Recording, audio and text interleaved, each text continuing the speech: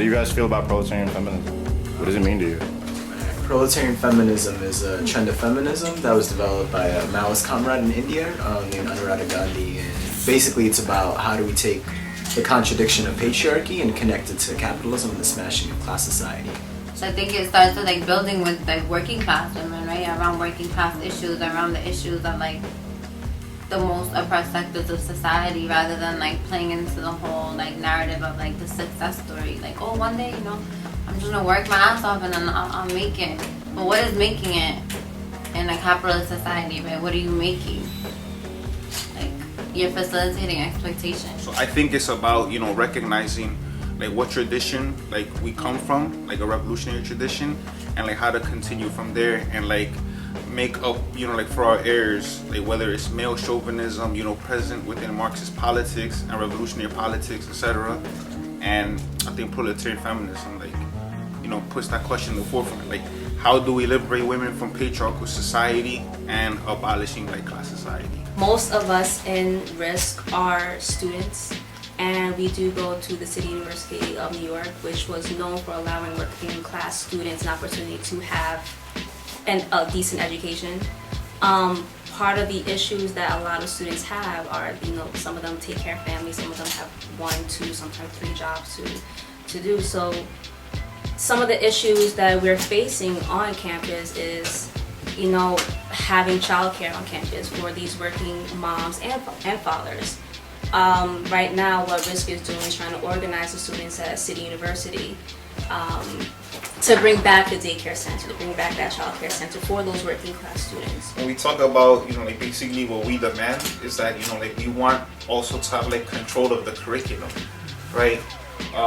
So, one thing we want to fight for, is gender studies, and women's studies, and it would be good, right? Because we do want to, further struggle and things like that. To have gender and women's studies is mandatory. There's a way that, adjunct labor, which is, something like 76% of higher education faculty is predominantly women, right? And that's not a coincidence. It has everything to do with patriarchy and capitalism. But I think also the question of space and the question of curriculum control. Yeah, we want people to be taking women's studies classes, gender studies classes as part of a mandatory social justice, social transformation, revolutionary curriculum, but it's also imperative on us who are faculty to make sure that male students aren't dominating the classroom. It goes back to the question of space again, and to make sure that, misogyny, rape culture, like if that's coming up in the classroom, then it's important to talk about what's going on. And I'm not sure that all faculty think similarly, so in some sense, right, I think the faculty could be taking the gender studies and women's studies courses. There's women and men that will go their entire lives like knowing something is up but not having the answers, and there's no way that you're gonna learn those answers. Like, you can't. I mean, you could probably Google like why are women oppressed, right? But you'll find all sorts of things. But I think it's important to have a curriculum that like shows a historical like development of patriarchy and the institutions that serve patriarchy and capitalism. And I feel like that's something that I probably would have needed when I was younger to understand like what was going on, right? It's like, why don't they teach us this in middle school and in high school? It's like, it's a way to combat rape culture. It's a way to combat like all the abuse that women face and a way to fight back. And it's like, it's being privatized. And it's like, oh, you want to learn it? You gotta give us some money. And even now, you're giving them the money and the tuition, and they're like, oh, those classes aren't important. So I think it's very important, like, to combat that and to continue fighting for education. I know it's a stereotype, but it's something that you do see in a lot of kind of like families where the parents favor the males over the girls because, they are the symbolism of, future success and whatnot. And I feel like, nowadays we should break that, stereotype, And with proletarian feminism, it brings into the forefront working class mothers, So I think like in terms of like combating patriarchy, like within the homes and like within our campuses, like I know for me, the times where I'm most like, I guess I would say patriarchal is like in my house. Because sometimes I'll just expect my mom to do everything because she's been doing it since I was a baby, right? And I know that it's fucked up because I'm a feminist but I also do rely on my mother. Like, I try and help her as much as I can, but I also, like, sometimes I'm not in the house, and I know that if I'm not there, then there's no one to help her. Like, she'll basically do it all by herself. Like, but I mean, I see now, like, we've been, like, doing, like, little mini protests. Sometimes, like, I'll come home after, like, 2 days of hanging out, or, like, and the dishes will still be in the sink, and nobody's washed them. And then it's just, like, to see that, like, no one tries to help her. Like, she'll let the laundry pile up. Like, little work stoppages, right? Like, some little things like that. And, I mean, I remember on Thanksgiving, we made up a chant, and it was, like, what was that? No justice, no pie, help us in the kitchen, or we'll punch you in the eye. Because it was, like, it's just difficult to be, like, watching her cut up all these, like, she's cutting up the vegetables, she's cutting up the fruit, she's cutting up everything, she's just doing all of this, and then it's like, everybody's watching, and oh, it smells good, oh yeah, make it like this, oh, I like it like that, oh, don't do it like this, don't do it like that, but it's like, you're not even trying to help her, you know. And I think just taking that extra step to, like, check in with our moms, check in with our, like, female comrades, and say, hey, how's everything? You need somebody to, like, go return your library book so that you could get your laundry done. Like, simple things that, like, sometimes you just have too much on your plate because you're trying to balance school, you're trying to balance your house, and then you're also trying to balance, like, being able to do political work and organize, and it's just difficult. But also what Melly was saying about subjective feelings, I think is, like, really key, because I think that, I know for myself, like, being male, I was really socialized. I think this is, like, this is patriarchal, right? I was, like, socialized to think that whatever I thought was right, and that, you know, I could take the lead and just advocate my position on anything, and that would be okay. And it took me a really long time to realize that actually my subjective feelings about things are not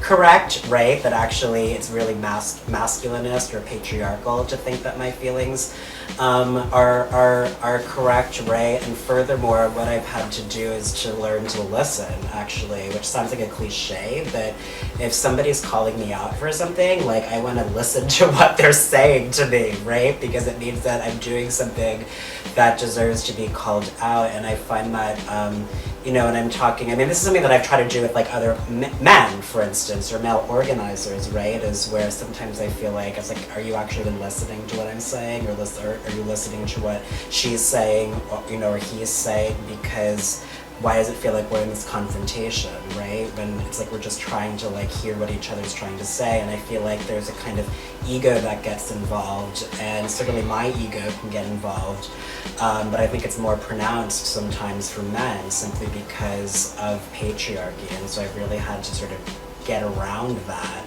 myself and be really aware of that, and to not be the first person to speak, and to sit with my feelings, right? And to think, well, what would somebody else think about this? Like, I was reading something about the Young Lords, where they were, you know, making self-criticisms about their gender practice, and they were coming to conclusions such as, you know, men in oppressed nationality communities are made powerless by capitalism, and then they take out the anger and helplessness that comes with that powerlessness on women in their communities. So, you know, proletarian feminism attempts to bridge that by seeing the contradiction between men and women as a non-antagonistic contradiction that we have to overcome in order to heighten and sharpen the contradiction between the people and the bourgeoisie to the point of revolution. I think it's really important that, you know, women, you know, when we think of patriarchy, we think of men or behaviors in men.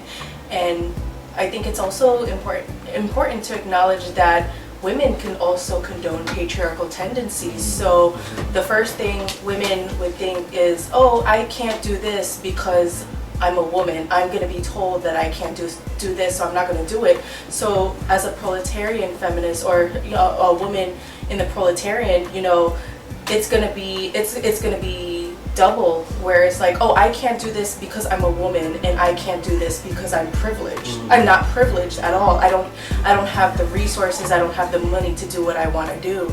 So I think the first thing is to try to combat patriarchy with patriarchy that we condone, like trying to avoid telling ourselves we can't do something because it's something for a man.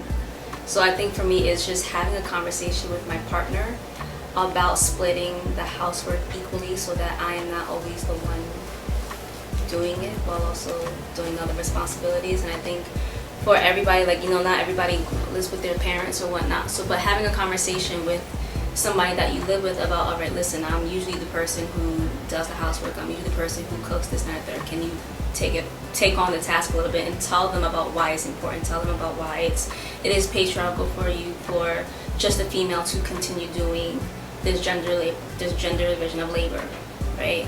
I think for anybody combating any sort of patriarchal behavior is really acknowledging it and calling people out on it. Not saying you can't do this, but just having a dialogue with them, having a conversation about why this is important and and how can we stop this. But I feel like it is very difficult to do that with the older generation. So it is really important that you talk to the younger generation, your younger siblings. But we have cousins who are going to be born after us who are gonna have patriarchy instilled with them. So what we can do is try to combat those behaviors at such a young age, since we are the youth, and I think because we're more open to things, we're able to do that. I have a brother and a sister. Because my brother, he was firstborn, and my mother, she did a lot for him. She would always give him food, do his laundry, and whatnot. And it wasn't until he was about 20 and we were growing up, we realized we gotta break this kind of instill dichotomy in the household. Mom is always doing stuff, we're just not doing anything to help her. So we would kind of equate some tasks. My brother would mop, I would do the dishes, my sister would fold the clothes, and my mom would just kind of help her. She didn't even have to, because she's been doing that all her life. So I feel like if you kind of continue that type of teachings in the house, it can become regular, and we don't have to ask anymore. It can be something that you do on random because it's the right thing to do. The Women's Work Team is not autonomous. It is a part of Revolutionary Student Coordinating Committee. A lot of the times, men have been instilled for them to dominate space, whether they do it on purpose or not. And what happens is that because they've had this instilled in them, they do sometimes dominate political spaces. So a women's work team and risk a women's work team in any sort of political organization, I feel, is needed for the women to feel comfortable to take up leadership roles, for the women to feel comfortable to organize, for the women to talk about politics within the spirit of the organization, and to kind of check our male comrades and help them and ourselves to check our patriarchy, and for them to have an equal role in any sort of political atmosphere. The Women's Work Team has run a number of men's sessions, which are really great because there are opportunities for us men, us cisgender men, right, who are not trans, to talk about these situations and to sort of create more support for us to talk about these issues among ourselves. I think with the aim that right down the road eventually, with more practice and more self-criticism or reflection, that we ourselves, the men of risk, can become much more aware of who's taking up space and who isn't taking up space. That's another thing that the Women's Work Team, I think, is really good with. I feel like we provide I wish we could provide more, right? But we're limited in our resources. But we try and provide childcare at any event that we're having, to make sure that our comrades who are in charge of taking care of children, they can bring the children, and they can be in a place where they know okay, my comrades are gonna bring toys, and they're gonna bring books, and they're gonna bring bottles, and the babies are gonna be okay. And I think that's very important, and it's also important to have little women's work team sessions where we're yo, the other day some patriarchal shit happened to me, some guy tried to do some crazy shit, and we talk about it rather than just keeping it in and saying, oh, this is normal, because now we've gotten to the point where we know this shit is not normal, right? Well, it's normalized, but it shouldn't be. And I think that we combat that together, and I really appreciate those times that we're crying in women's work team meetings, and just oh my god, that happened to me too, and things that you would never tell anyone. But now that we have this revolutionary outlook on life, we can combat the patriarchal things that have happened to us, and then realize when we're being patriarchal and just reflect on okay, I can't be patriarchal anymore because the world is so much bigger than my subjective feelings, right? And where are my feelings coming from? It's usually coming from something that someone taught you. A lot of times we think that we're oh, I'm a princess, whatever. somebody, I just gotta like look pretty and like everything will come to me, and it's like, we know that's not true, right? And it's like, it is true, but you can't find fulfillment. Like, it's easy to go out and find a rich man and marry him, right? And just be like a domestic slave, right? But there's no fulfillment in that, and I think the fulfillment comes in like the knowledge and the learning and understanding gender and understanding sexuality and understanding like how to get liberated. So in order for us to combat patriarchy is to assert ourselves into either a role of leadership or just simply to assert yourself in every single day, every single everyday life. For women, we have been taught to be passive. Maybe not verbally, but maybe physically, or to make yourself weak, or just make yourself I guess smaller than you really are, right? Don't make your voice seem as loud. And it's unfortunate that when you do assert yourself, you are considered a bitch, or you're considered other different things like stereotypes. And it just goes to show you, like, society don't want you to assert yourself because you'd be considered too masculine, right? It's a problem for people if you assert yourself, you become a little bit more dominant, right? And I feel like part of being a proletarian feminism and part of tackling patriarchy is just simply making sure that your voice is heard, right? Making sure that your stories are heard, because liberal feminism doesn't provide that. They don't give those narratives. They don't tell our stories, right? It's our role as proletarian feminists to make sure that the working class women's voices are heard, to make sure that working class women are asserting themselves also.